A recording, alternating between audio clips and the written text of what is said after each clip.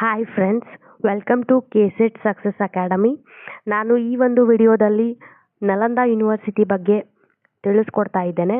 ಇದು U G C net ಮತ್ತು ಕೆಸೆಟ್ಗೆ ಸಂಬಂಧಿಸಿದಂತೆ ತುಂಬ ಇಂಪಾರ್ಟೆಂಟ್ ಆದಂತಹ ಕಾನ್ಸೆಪ್ಟ್. ಯಾಕಂದರೆ ಎವ್ರಿ ಇಯರ್ ಇದ್ರ ಮೇಲೆ ಹಲವಾರು ರೀತಿಯ ಕ್ವಶನ್ಸ್ಗಳನ್ನು ಕೇಳ್ತಾ ಇರ್ತಾರೆ. ಇದನ್ನು ಗಮನದಲ್ಲಿಟ್ಕೊಂಡು ಈ ಒಂದು ಕಾನ್ಸೆಪ್ಟ್ ಬಗ್ಗೆ ತಿಳ್ಕೊಳ್ಳೋದು ಅವಶ್ಯಕವಾಗಿದೆ. ಸೊ ಇಲ್ಲಿ ನಾವು ಫಸ್ಟ್ ನೋಡೋದಾದರೆ ಇದರ ಒರಿಜಿನ್ ಮತ್ತು ಫೌಂಡೇಶನ್ ಯಾವ ರೀತಿ ಆಯಿತು ಅಂತ ನೋಡ್ಕೋಬೇಕು. Nalanda is one of the ancient university. ಇದು ಪ್ರಾಚೀನ ಕಾಲದ ಯೂನಿವರ್ಸಿಟಿ ಆಗಿದೆ. Nalanda university located in ancient Kingdom of Magadha. Magadha ಅನ್ನುವಂತಹ ಒಂದು ಕಿಂಗ್ಡಮಲ್ಲಿ ಇದು ಕಂಡು ಬರುತ್ತೆ. ಅಂದರೆ ಇವಾಗ ಮಾಡರ್ನ್ ಕಾಲದಲ್ಲಿ ಬಿಹಾರ್ ಅಂತ ಏನು ಹೇಳ್ತೀವಿ, ಇವಾಗಿನ ಬಿಹಾರ್ ಏನಿದೆ ಅಲ್ಲಿ ಇದು ಕಂಡು ಬರುತ್ತೆ. Founded in 427th century. ಇದು 427ನಲ್ಲಿ ಇದೇನಾಗುತ್ತೆ, ಇದರ ಫೌಂಡೇಶನ್ ಆಗುತ್ತೆ. It flourished for over 700 years. ಈ ಒಂದು ಯೂನಿವರ್ಸಿಟಿಯ ಆಡಳಿತ 700 ಇಯರ್ಸ್ವರೆಗೂ ಕೂಡ ಇತ್ತು. ಅಂದರೆ ಅಂಟಿಲ್ ದ 12th ಸೆಂಚುರಿ, 12ನೇ ಶತಮಾನದವರೆಗೂ ಇದು ಆಡಳಿತ ಮಾಡ್ತಾ ಇತ್ತು. Attracting the scholars and students from across Asia. ಏಷ್ಯಾದ್ಯಂತ ಇರುವಂತಹ ಕೆಲವೊಂದಿಷ್ಟು ವಿದ್ವಾಂಸರು, ಸ್ಟೂಡೆಂಟ್ಸ್ಗಳು ಕೂಡ ಇಲ್ಲಿ ಬರ್ತಾ ಇದ್ರು. The great Nalanda university was established by Kumaragupta one of the Gupta dynasty. Gupta ಡೆನ್ಸಿಟಿಯ ಒಂದು ರಾಜ ಕುಮಾರಗುಪ್ತ ಒನ್ ಅಂತ ಅನ್ನೋನು ಈ ನಲಂದಾ ಯೂನಿವರ್ಸಿಟಿಯನ್ನು ಎಸ್ಟಾಬ್ಲಿಷ್ಮೆಂಟ್ ಮಾಡ್ದ. Nalanda means ಗಿವರ್ of knowledge. ಅಂದರೆ ಇದು ನಾಲೆಜನ್ನು ನೀಡುತ್ತದೆ. ಗಿವರ್ ಆಫ್ ನಾಲೆಜ್. ನಲಂದಾ ಅಂದರೆ ಗಿವರ್ ಆಫ್ ನಾಲೆಜ್ ಅಂತ ಅರ್ಥ. It becomes one of the first residential universities in the world. Nalanda university it is one of the first residential university. ಇದು ಯಾಕಂತಂದರೆ ಇಲ್ಲಿ ಹಾಸ್ಟೆಲ್ ರೀತಿಯಾದಂತಹ ಒಂದು ಸೌಲಭ್ಯವಿತ್ತು. ಡಾರ್ಮಿಟರೀಸ್ ಅಂತ ಏನು ಹೇಳ್ತೀವಿ ಆ ರೀತಿಯಾದಂತಹ ಒಂದು ಸೌಲಭ್ಯ ಇತ್ತು. Students and teachers lived on the campus. ಅಂದರೆ ಕ್ಯಾಂಪಸಲ್ಲೇ ಇವರು ಇರ್ತಾ ಇದ್ದು. ಹಾಸ್ಟೆಲ್ ಫೆಸಿಲಿಟೀಸನ್ನು ಇಲ್ಲಿ ಕಲ್ಪಿಸಲಾಗಿತ್ತು. Attracted the scholars and students from various countries. ಇದು ಬೇರೆ ಬೇರೆ ಕಂಟ್ರೀಸ್ಗಳಿಂದ ಸ್ಟೂಡೆಂಟ್ಸ್ ಮತ್ತು ಸ್ಕಾಲರ್ಸ್ಗಳನ್ನು ಇದು ಅಟ್ರಾಕ್ಟ್ ಮಾಡ್ತಾ ಇತ್ತು.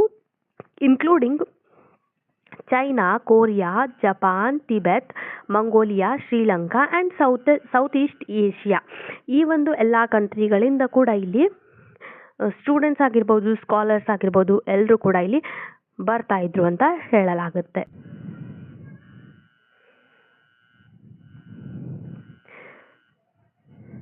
ಇದಾದಮೇಲೆ ಸ್ಟ್ರಕ್ಚರ್ ಆ್ಯಂಡ್ ಫೆಸಿಲಿಟಿಯನ್ನು ನೋಡೋದಾದರೆ ಇಲ್ಲಿ ಫಸ್ಟ್ ಕ್ಯಾಂಪಸ್ ಯಾವ ರೀತಿ ಇತ್ತು ಅಂತ ನಾವು ಇಲ್ಲಿ ನೋಡಬೇಕು. Spreaded over 14 hectares with red bricks ಮೊನಾಸ್ಟರೀಸ್.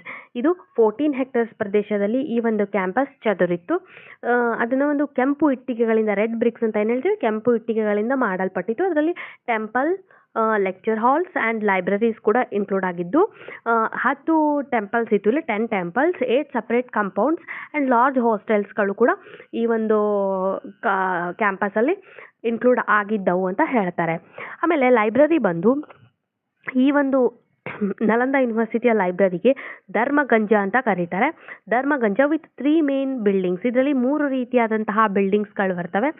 ಅದು ಯಾವ್ಯಾವುದು ಅಂದರೆ ರತ್ನಸಾಗರ, ರತ್ನದದಿ ಮತ್ತು ರತ್ನರಂಜಕ ಅಂತ 3 ರೀತಿಯಾದಂತಹ ಈ ಲೈಬ್ರರಿಯಲ್ಲಿ ಪಾರ್ಟ್ಸ್ಗಳು ಬರ್ತವೆ. ಅದರಲ್ಲಿ ಥೌಸಂಡ್ಸ್ ಆಫ್ ಮ್ಯಾನ್ಯುಸ್ಕ್ರಿಪ್ಟ್ಸ್ಗಳು ಈ ಲೈಬ್ರರಿ ಇನ್ಕ್ಲೂಡ್ ಆಗಿದ್ದು, ಅದರ ಜೊತೆಗೆ ಪಾಮ್ ಲೀಫ್ ಟೆಕ್ಸ್ಟ್ಗಳು ಅಂದರೆ ತಾಳೆಗರಿಗಳಿಂದ ಮಾಡಲ್ಪಟ್ಟಂತಹ ಕೆಲವೊಂದಿಷ್ಟು ಟೆಕ್ಸ್ಟ್ಗಳು, ರೇರ್ ಬುದ್ಧಿಸ್ಟ್ ಸ್ಕ್ರಿಪ್ಚರ್ಸ್ಗಳು ಕೂಡ ಈ ಲೈಬ್ರರಿಯಲ್ಲಿ ನಾವು ಕಾಣಬಹುದಾಗಿತ್ತು ಅಂತ ಇಲ್ಲಿ ಹೇಳ್ತಾರೆ.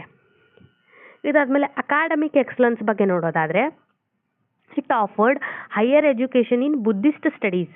ಬುದ್ಧಿಸ್ಟ್ ಸ್ಟಡೀಸ್ ಬಗ್ಗೆ ಇದು ಮೇನ್ ಇದರ ಒಂದು ಎಜುಕೇಷನ್ ಯಾವುದರ ಮೇಲೆ ನೀಡಲಾಗ್ತಾ ಇತ್ತು ಅಂದರೆ ಬುದ್ಧಿಸ್ಟ್ ಸ್ಟಡಿಗೆ ಇದು ಫೋಕಸ್ ಮಾಡಿತ್ತು.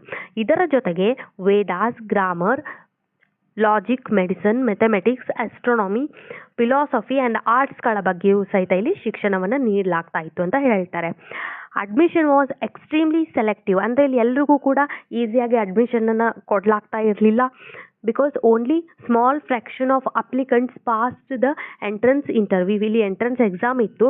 ಸೊ ಇಲ್ಲಿ ಅಡ್ಮಿಷನ್ ಪಡ್ಕೊಳ್ಬೇಕಾದ್ರೆ ಎಂಟ್ರೆನ್ಸ್ ಎಕ್ಸಾಮನ್ನು ಕ್ರ್ಯಾಕ್ ಮಾಡಬೇಕಾಗಿತ್ತು. ಅದು ಎಕ್ಸ್ಟ್ರೀಮ್ಲಿ ಡಿಫಿಕಲ್ಟ್. ಸೊ ಈ ಒಂದು ಕಾರಣಕ್ಕಾಗಿ ಇದು ಓನ್ಲಿ ಸೆಲೆಕ್ಟಿವ್ ಸ್ಟೂಡೆಂಟ್ಸ್ಗಳಿಗೆ ಮಾತ್ರ ಇಲ್ಲಿ ಅಡ್ಮಿಷನನ್ನು ನೀಡಲಾಗ್ತಾ ಇತ್ತು ಅಂತ ಹೇಳ್ತಾರೆ.